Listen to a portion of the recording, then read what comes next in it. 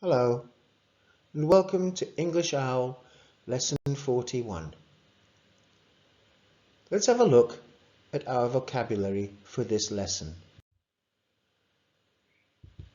Approach, perhaps, persuasive, grim, declare, clamber, cautious, glum. Okay, let's have a closer look at those words. Approach. Approach. To come or go near to. Example.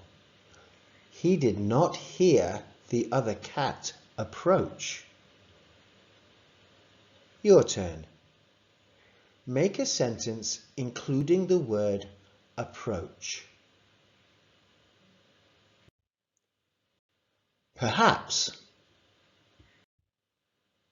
Perhaps. Maybe.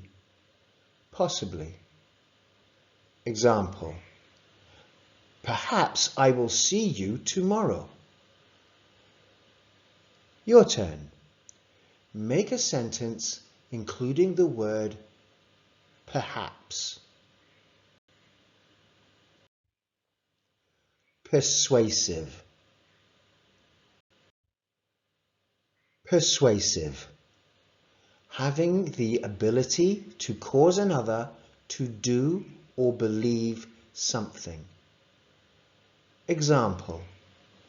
He was a very persuasive talker. Your turn. Make a sentence including the word persuasive. Grim. Grim. Stern and unrelenting. Harsh. Example. Her face looked very grim indeed. Your turn. Make a sentence including the word grim. Declare. Declare. To proclaim or formally announce. Example. He always liked to declare the winner. Your turn. Make a sentence including the word declare. Clamber. Clamber. To climb using both hands and feet. Example. She began to clamber up the wall. Your turn. Make a sentence including the word clamber. Cautious. Cautious. Displaying or inclined to show caution, wary, or careful. Example. You must be cautious when running. Your turn. Make a sentence including the word cautious. Glum. Glum. In low spirits, sad, sullen, or gloomy. Example. Rainy weather always made her feel glum. Your turn. Make a sentence including the word glum. Brilliant. Well done. Now, let's read a story that includes all the words in the vocabulary that we learned today. See if you can spot the words that we have learnt. Clown School by Paul Shipton and Becky Blake. The summer holidays were approaching, and Roz wanted to do something special. Perhaps you could join a football team, said Dad. Or take dance lessons, suggested Mum. No thanks, said Roz. I want to go to clown school. Mum and Dad read the leaflet all about the summer school. It looks like lots of fun, said Roz as persuasively as she could. Mum and Dad talked it over. Well, okay, they said at last. Roz jumped up and punched the air. Yes! Clown school started the next week. Roz was excited as she marched into the room. The other people all looked much older, but she didn't mind. She hurried to a table at the front and sat there eagerly waiting for the first lesson to begin. The door opened and a tall clown came into the room. My name is Mr. Bozo, he announced in a deep, serious voice. I will be your teacher. A big smile was painted on the teacher's face, but under it his mouth was grim and as straight as an iron rod. Learning to be a clown is not all fun and games, he said. I expect you all to work very hard and study a lot. Oh dear, thought Roz nervously. This isn't what I expected. I'm here to have fun. In the first lesson, Mr. Bozo handed out red noses to everyone in the class. A clown is not a proper clown without a red nose, he declared. Put this on and do not lose it. Roz put on her red nose, but it felt tight, very tight. It stayed on for about 2 seconds before popping off. It shot forward and hit Mr. Bozo in the eye. That's not funny, growled the teacher. In the following lesson, Mr. Bozo showed them the rest of the clown costume. A proper clown must wear baggy trousers and big flat shoes, he explained. Roz put her hand up. Why? Because they are funny, replied Mr. Bozo, as if he was explaining that 2 + 2 = 4. The rest of the class looked at the clown costume, but nobody laughed. The class had to try walking in clown shoes. It was difficult to balance, and a lot of the class wobbled. But only one of them couldn't do it at all. Only one tripped and bumped into the teacher. Sorry, said Roz. Not funny at all, snapped Mr. Bozo. So how was clown school? Roz's mum asked when she picked her up. Lots of fun? It was pretty good, mumbled Roz. The next day, Mr. Bozo's mood had not improved. Watch carefully, he ordered, picking up 2 long, thin balloons. He began to bend and twist them. There, he said. He had made the balloons into a dog.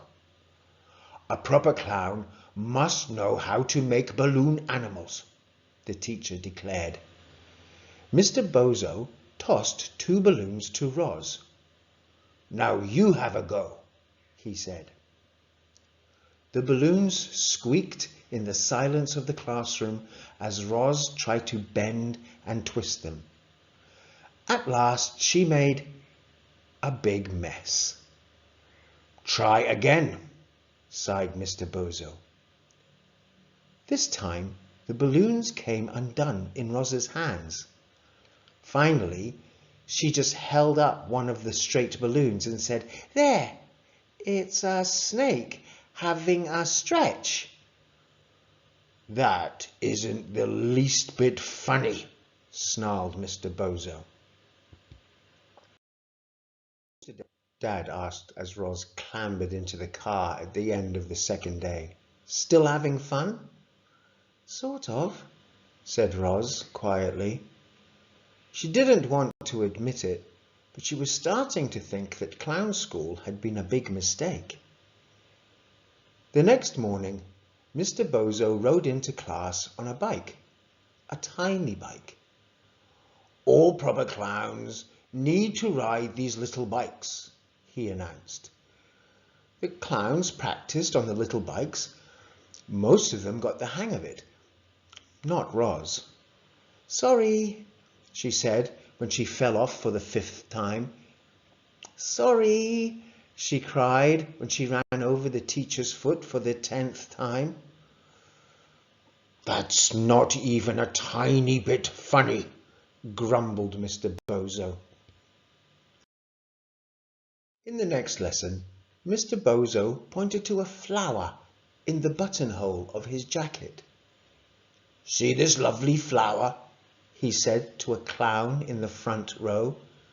"Come and smell it." When the clown leaned forward cautiously to sniff it, Mr. Bozo squirted him in the face with a jet of water. Splat! "All proper clowns can carry out tricks like that," he explained. He told Roz to come and smell the flower. She started towards the front of the class, but she still wasn't very good at walking in those big clown shoes. She tripped and stumbled into Mr. Bozo. The water from the trick flower shot out into Mr. Bozo's face. "That's not even a teensy bit funny," he yelled, as the painted clown smile slid down his wet face. The expression it left behind was not a happy one. Mr. Bozo had calmed down by the start of the next lesson. He stood at the front of the class with a custard pie in the palm of his hand. "Every proper clown knows how to throw a custard pie perfectly," he informed the class. He asked 2 clowns to come to the front. The teacher handed the pie to one of them and began to explain how to throw it. It was a long, complicated explanation. After 5 minutes of this detailed explanation, Roz found it hard to pay attention. She gazed out of the window. She looked at the park, wishing she could be playing there instead of stuck in this classroom. She spotted a duck swimming on the pond. "Duck," she said aloud. One of the 2 clowns at the front thought that Roz was talking to her, so she ducked. The pie sailed over the clown who had ducked. Instead, it hit Mr. Bozo. Splat! It was a great shot, right in the face. "Sorry," said Roz. Under the thick layer of custard pie, all that could be seen were Mr. Bozo's eyes flashing and his mouth roaring. "Not funny," he shouted. "Not a teensy tiny bit funny at all." At lunchtime, Roz sat down on a bench in the park all by herself. "I'm no good at clown tricks," she thought glumly. She was so lost in her thoughts that she didn't even notice the big man running through the park with a heavy bag slung over his shoulder. The man didn't see Roz's enormous clown shoes sticking out across the footpath. He tripped over them. Roz leapt up to help the man. The sudden movement made her red nose pop off again. It hit the man in the left eye. In alarm, Roz stepped back into the banana skin from her lunch, which had fallen onto the path. She flew up into the air and landed on an empty pram parked behind her. The brake clicked off under Roz's weight, and the pram began to roll down the hill. Roz couldn't get out before it picked up speed. Then she saw that she was zooming right towards a thin man who was also carrying a bag over his shoulder. "Get out of the way!" Roz yelled. The man whirled around just in time to see a runaway pram hurtling towards him. But he didn't have time to jump out of the way. He tumbled back into the pram as it struck him. On down the hill zoomed the runaway pram. "Sorry!" shouted Roz to the man. She was scared now because she could no longer see where they were going. "Help!" shouted the man. He was scared because he could see where they were going, straight towards the bakery at the bottom of the hill. A woman from the bakery was carrying a large batch of custard pies into the shop. She dropped the tray when she heard the speeding pram bump into the curb. Roz tumbled forward onto the pavement, but the man in the pram flew into the air. Splat! He landed head first in the custard pies. The skinny man hopped up and quickly grabbed his bag. He tried to run away, but the ground was too slippy now, with so much custard all over it. Before the man could get up, a policewoman ran up. "I can explain everything," began Roz, but the policewoman just grabbed the man and snapped a pair of handcuffs on him. "Gotcha," she said with a grin. The policewoman turned to Roz. "Well done," she said. "You've helped us catch Slippery Sid. He's just robbed the bank on the high street." What? Only now did Roz notice that the man's bag was stuffed full of banknotes. A policeman marched down the hill. He was leading the other man who had tripped over Roz's shoes. "Look, she helped us catch Bad Bert too," said the policeman. "She's a proper hero." The police officers led the two miserable bank robbers to a waiting police car. Roz was so stunned that it took her a few moments to realize that someone else was standing behind her. It was Mr. Bozo. "I was in the park and I saw everything," he said. "You did all of the clown tricks quite well. Perhaps one day you could be a proper clown after all." "Thanks, but I'm not sure I want to be a clown," answered Roz. "Perhaps I'll be a policewoman when I grow up." Mr. Bozo sighed and turned to go back to the school. "Wait, Mr. Bozo!" shouted Roz. "Duck!" The teacher gave a quick glance at the duck in the pond. "Yes, I can see the duck," he said impatiently. "I am not interested in ducks. Ducks are not funny at all." Splat! A custard pie hit him on the back of the head. "I did tell you to duck," laughed Roz. "You have to admit that was just a little bit funny." Against his will, Mr. Bozo's mouth curled up at the corners in the beginnings of a real smile. The smile grew, and then he, too, began to laugh. The end. Brilliant. Well done. Thank you. Bye-bye.